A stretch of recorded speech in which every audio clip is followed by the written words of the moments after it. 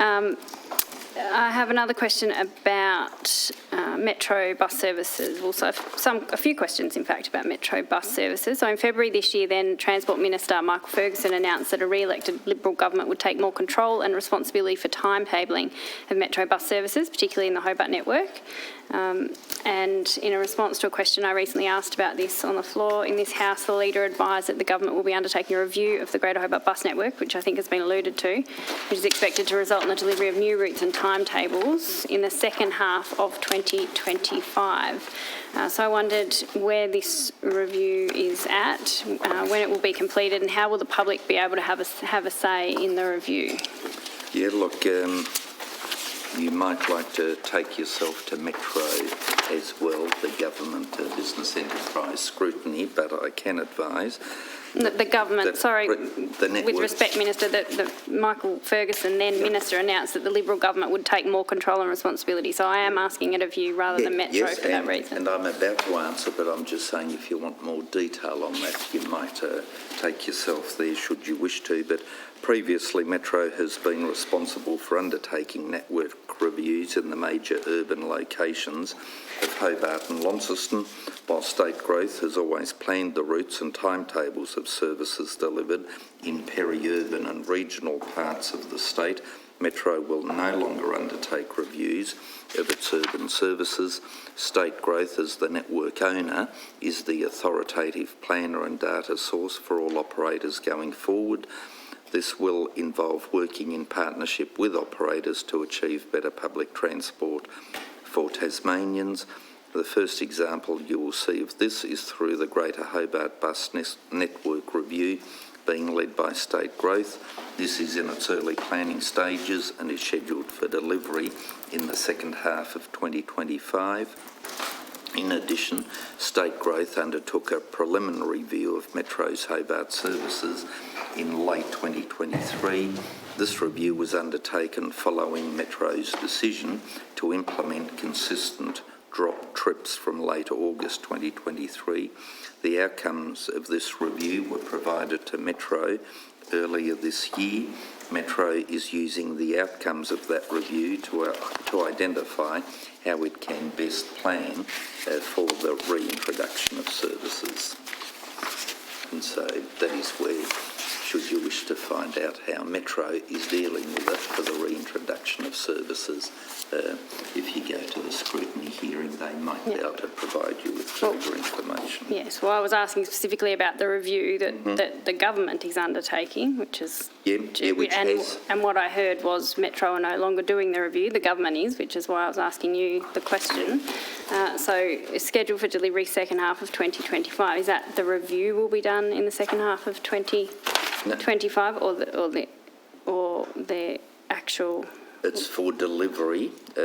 What will be delivered in the second half of 2025? The Greater Hobart Bus Network Review, which is being led by State Growth, but Metro is using the outcomes that were provided earlier this year to how to plan for the reintroduction of services.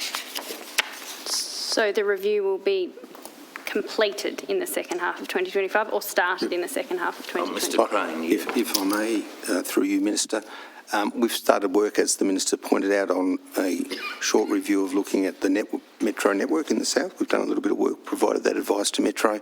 We're now going to be looking at the network. It's been some time since the southern network's been reviewed. The government's made commitments around additional services in this election commitment.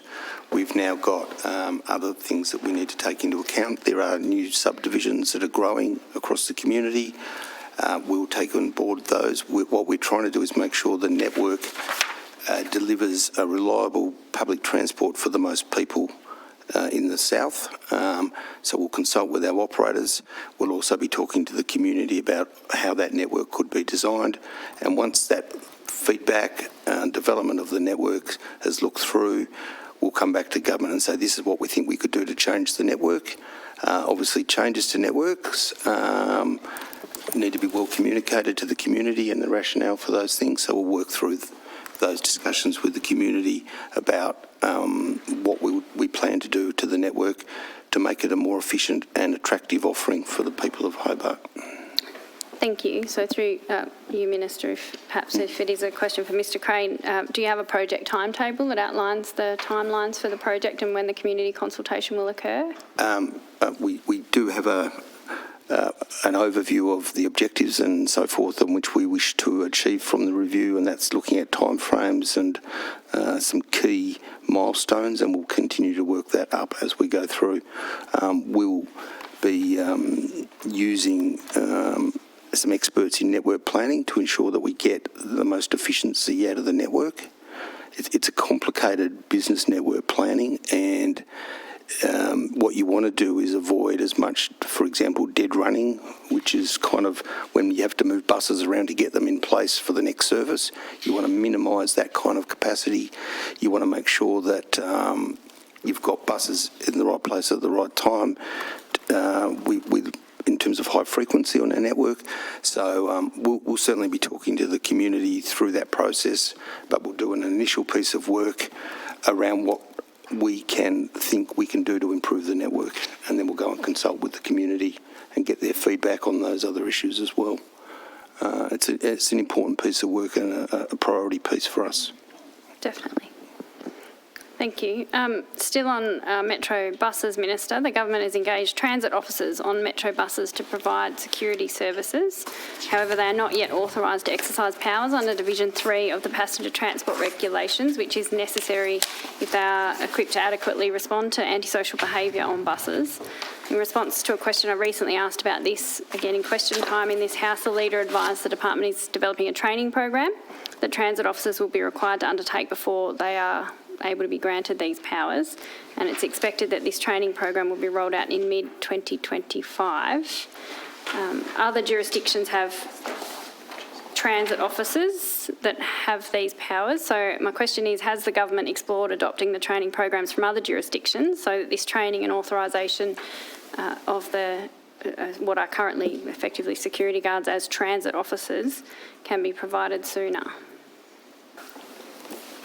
Mr Crane, are you able to assist? You're quite, thank you, through you, Minister, you're quite right. Most jurisdictions have transit officers of some form.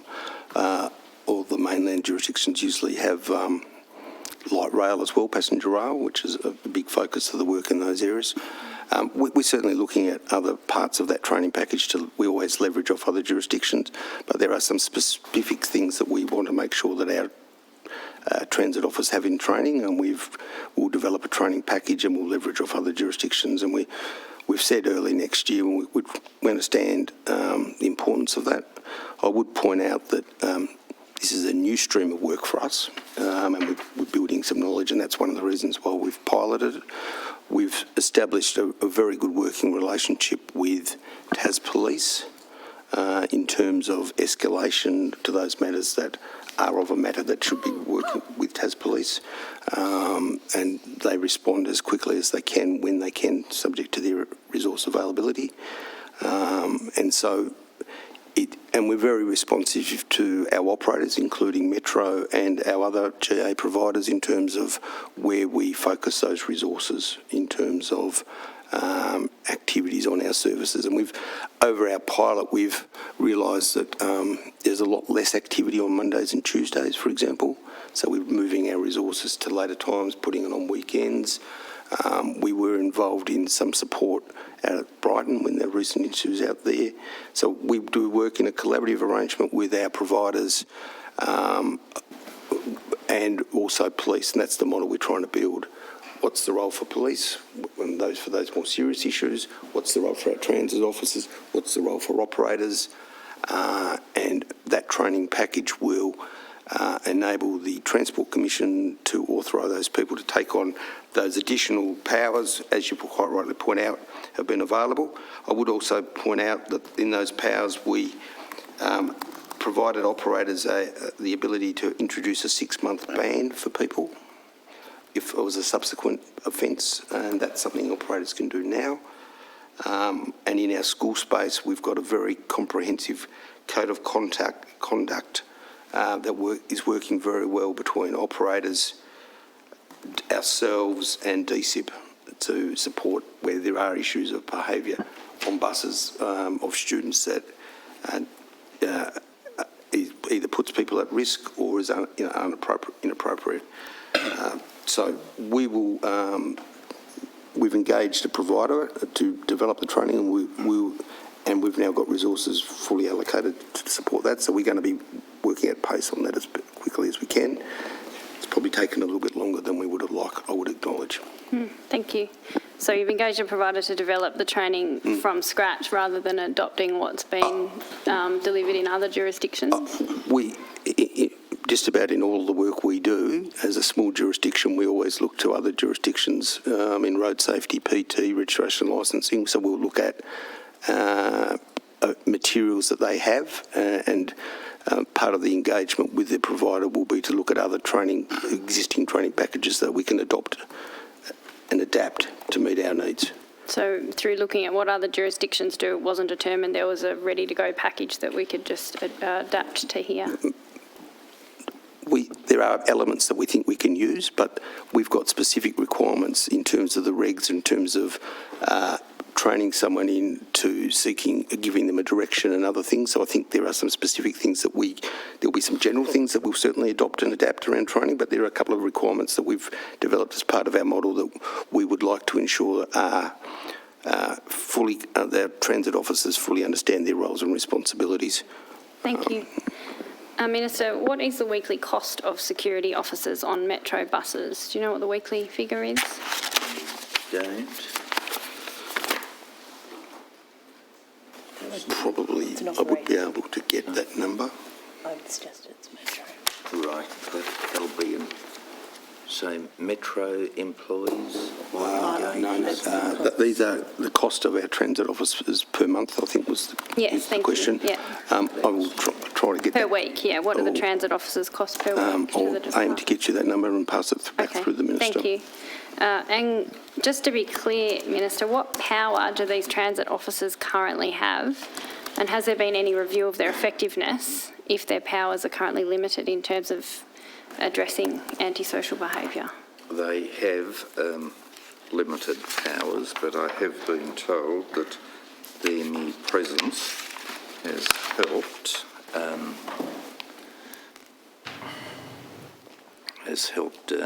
overcome antisocial behaviours on a number of occasions. Brief. Yeah. They do have limited powers, but they also, when they're on buses, they have been very successful on occasions in de-escalating issues. A lot of the issues on buses are relating to young people, vaping, yahooing, if that's a term, I don't know. Sometimes nuisance behaviour is the term I use. Yeah, so there's a difference between kind of antisocial behaviour that disrupts the journey and makes it unpleasant for fellow travellers, and, vandalism. I mean, we've had a bit of some of our operators reporting, slashing of seats and things like that, which costs a lot of, costs money.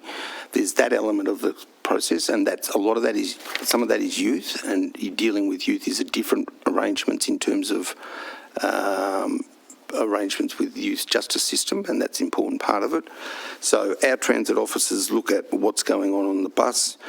They do de-escalate and get in between people that are having brought their fights onto the bus, usually, what happens. They also deal with things around behaviours like fare evasion. Sometimes they can get involved in those discussions.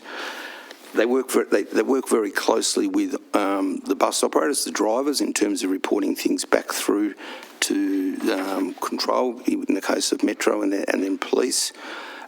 We have escalated a number of incidents that we've identified on the bus, as I mentioned before, that go to police. So there is a scale. So you go, this is antisocial, annoying, vaping, and then if it gets to a point, it does require police to be involved with the powers they have. So that's the right model we're trying to build, is get our resources to deal with on the bus, malls and things like that. And as you'd be aware, in Glenorchy, the police have been very active in the bus mall in Glenorchy. We want to work with police, so when the target when they need to work and where we need to work, and that's part of the program we're developing.